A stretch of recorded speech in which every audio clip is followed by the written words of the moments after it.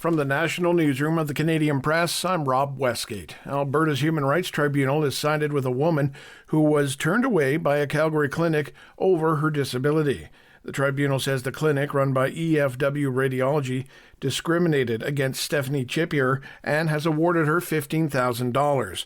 Now, Chippier says the complaint stems from being refused an ultrasound because she didn't have a caretaker to lift her from her wheelchair onto an examining table. They said, we won't be able to give you an appointment because we don't do anything to do with transfers. So I was kind of like, this is not okay. The clinic says it has taken steps to remedy the matter, and Chippier says she's hoping more do the same to accommodate people with disabilities.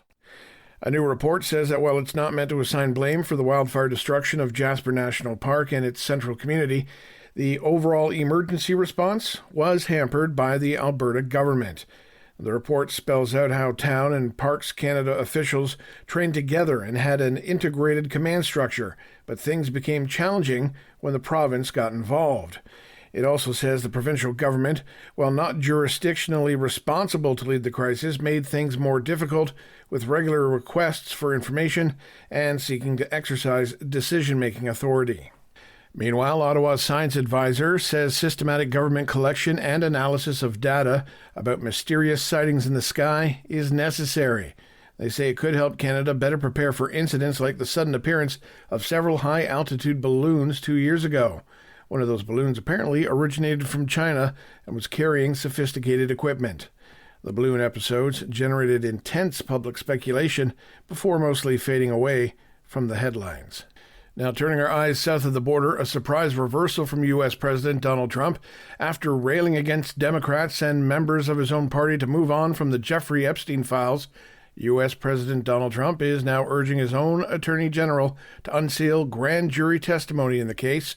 Reporter Nicole D'Antonio explains. President Trump calling for his Attorney General to release more details in the Epstein case. Trump posted on Truth Social saying, quote, based on the ridiculous amount of publicity given to Jeffrey Epstein, I have asked Attorney General Pam Bondi to produce any and all pertinent grand jury testimony subject to court approval.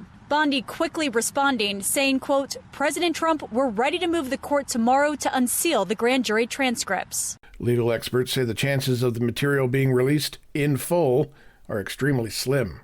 And finally, the European Union has approved a new raft of sanctions against Russia over its war in Ukraine, including a lower oil price cap, a ban on transactions with Nord Stream gas pipelines, and the targeting of more Shadow Fleet ships.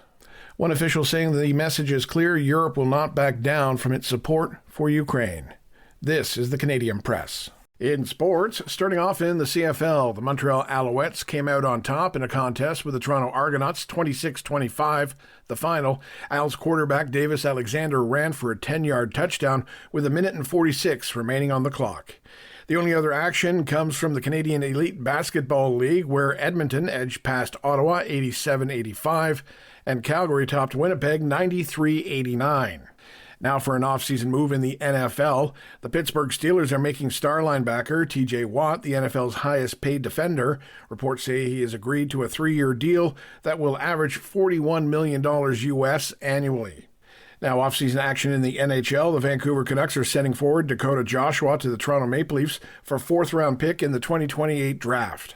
And finally, it's a new benchmark in women's soccer. Canadian forward Olivia Smith's move from Liverpool to Arsenal is worth a reported £1 million or $1.85 million Canadian.